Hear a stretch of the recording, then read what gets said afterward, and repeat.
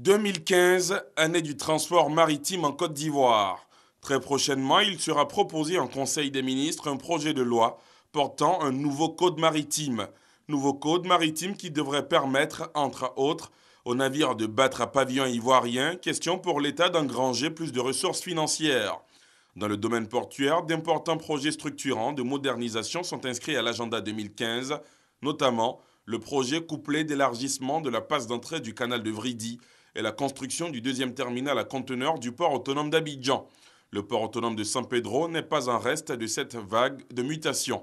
Il s'agit de mettre en place un projet intégré qui va permettre l'exploitation des minerais de fer du mont Gao et du mont Klaoyo.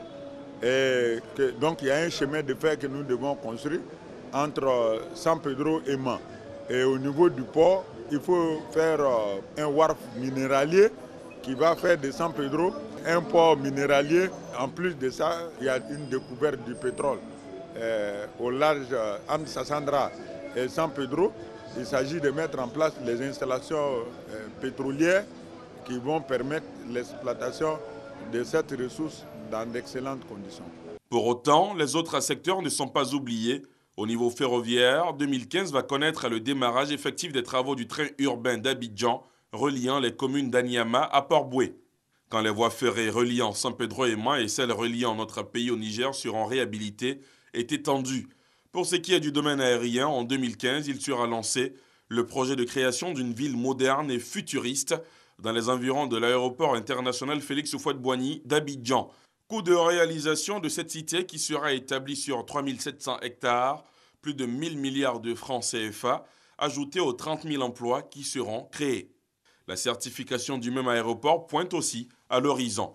Enfin, pour cette année 2015, les travaux de construction de la grande gare routière d'Adjamé vont connaître un démarrage effectif, outre la massification des opérations de renouvellement du parc auto pour le plus grand bonheur des acteurs du transport routier.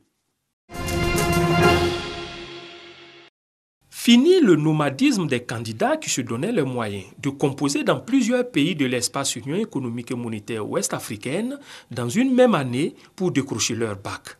L'Union a pris des dispositions pour donner les mêmes chances à tous. Nous avions constaté dans notre espace que la diversité des dates d'organisation du baccalauréat faisait que le même élève pouvait se présenter à 3 ou 4 examens dans la région. Une sorte de loterie où on se dit, si on ne gagne pas ici, on gagnera là-bas. C'était une pratique qui portait atteinte à la crédibilité d'un examen aussi important que le baccalauréat.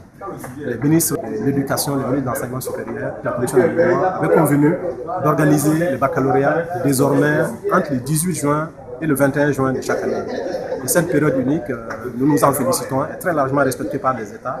En plus de ce verrou, l'UEMOA entend participer activement à la qualité des enseignements dispensés ainsi qu'à leur harmonisation, de sorte qu'il n'y ait plus de disparité dans le programme d'enseignement des matières d'un pays à l'autre. Il s'agit de faire converger les cours. C'est cette convergence qui est en cours et qui est portée par les directeurs des offices du bac et par les inspecteurs qui gèrent. Dans chacun des pays, vous avez l'inspecteur de mathématiques, de philo, de français.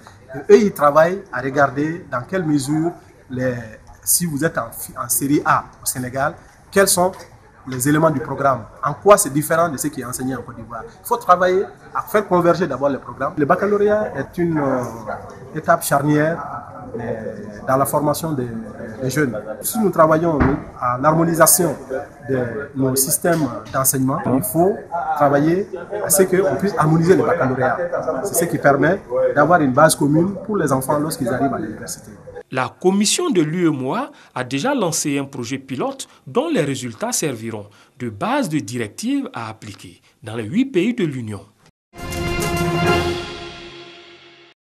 Le Conseil régional de Bouaké veut contribuer à la résolution du chômage des jeunes en Côte d'Ivoire. Cette collectivité décentralisée a affecté plus de 180 millions de francs CFA de son budget à la création d'entreprises dans les différents chefs-lieux de département qui composent sa région. Il s'agira de l'implantation de petites unités de décortiquage de riz, de broyeuses de manioc et de transformation de pâtes d'arachide et de tomates, où cette annonce a été faite au cours de la présentation des vœux.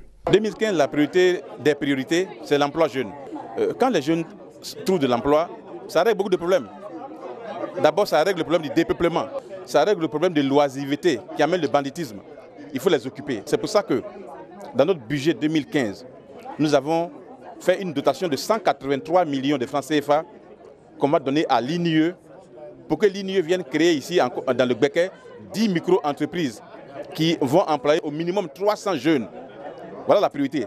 Outre la création de 300 emplois stables, le Conseil régional entend également soutenir la politique du retour à la terre de la jeunesse. Ce soutien va se traduire par des dons de semences améliorées, d'intrants, d'herbicides et d'encadrement pour la production du maraîcher et du vivrier.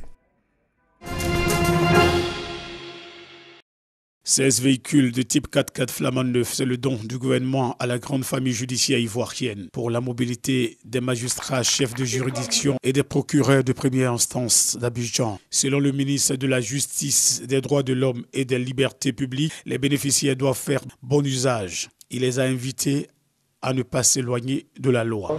Je vous convie à vraiment vous départir de tous les intérêts quotidiens pour faire en sorte que, plaçant la foi en l'avenir, vous ayez le courage, vous ayez la lucidité de rendre des décisions impartiales. C'est très très important. Je ne me lasserai pas de le répéter. Des véhicules qui viennent renforcer le parc auto de la justice ivoirienne et qui va l'aider dans son fonctionnement. Les bénéficiaires sont fiers.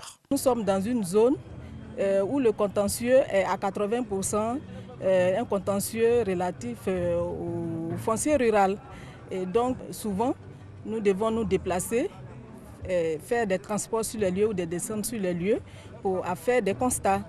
Et donc il était difficile pour nous de le faire compte tenu du fait qu'on n'était pas doté de véhicules adaptés. Des juges responsables et impartials, c'est ce que demande le ministre de la Justice à ses collaborateurs pour assurer les populations ivoiriennes. D'ici 2016, d'autres secteurs judiciaires seront aussi fournis en véhicules pour le bonheur de l'appareil judiciaire. L'Inde, 1,3 milliard d'habitants. Gros consommateur de chocolat, premier producteur mondial de noix de cajou, assurément un bon parti pour la Côte d'Ivoire sur le chemin de l'émergence. Le choix de New Delhi pour abriter la 2e édition du SICA, Salon international du café, cacao et cajou, n'est pas fortuit. Il s'agissait pour l'Organisation ivoirienne du commerce et de l'agriculture, ORICA, initiatrice du dit salon, de faire du lobbying autour des produits de rente ivoiriens dans ce pays en plein essor, mais également la promotion de la destination Côte d'Ivoire.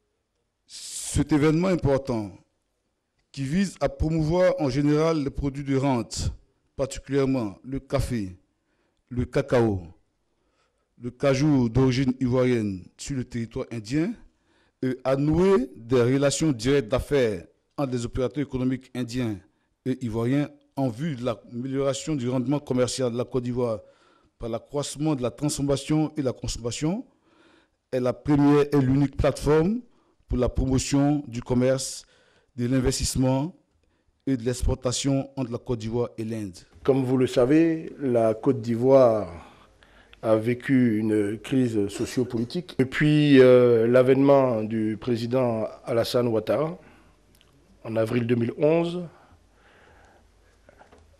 les traces de cette crise ont complètement disparu. Disons qu'aujourd'hui, la Côte d'Ivoire est devenue un pays fréquentable. Tous les voyants lumineux sont au vert. Je veux prendre à témoin toutes les infrastructures sanitaires qui ont été réhabilitées.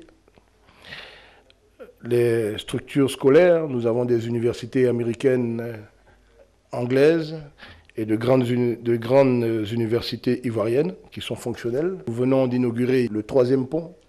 Les organisations internationales sont toutes de retour en Côte d'Ivoire. Au niveau de la sécurité en Côte d'Ivoire, l'indice toléré par les organisations des Nations Unies est l'indice 2. Nous, en Côte d'Ivoire, nous sommes à 1,2, donc ça veut dire en dessous de l'indice demandé.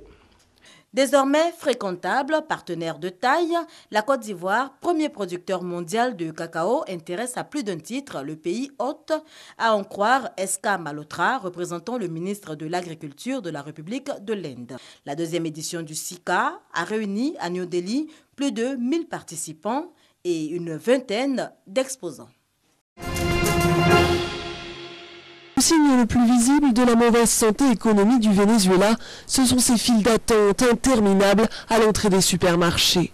Près d'un tiers des produits de première nécessité sont en pénurie et les habitants voient leur pouvoir d'achat se réduire à vue d'œil, alors que l'inflation a atteint 64% cette année selon la Banque centrale. L'eau minérale est vendue 2 $ le litre, alors que l'essence coûte environ 100 fois moins cher. Ils offrent l'essence, mais la nourriture est extrêmement chère et on ne trouve rien, même pas du lait ou des couches. Je ne crois pas que les choses vont s'arranger à cause de la baisse des prix du pétrole. Et je crois que le gouvernement n'a plus rien à offrir s'il ne peut pas permettre aux gens de travailler et d'acheter comme il se doit. Les prix du brut ont diminué de plus de la moitié depuis juin dernier, une catastrophe pour un pays pétrolier déjà en perte de vitesse économique et qui importe quasiment tout ce qu'il consomme. Le président Nicolás Maduro, successeur du défunt Hugo Chavez, s'est rendu en Chine et dans plusieurs pays producteurs de pétrole en quête d'un soutien financier.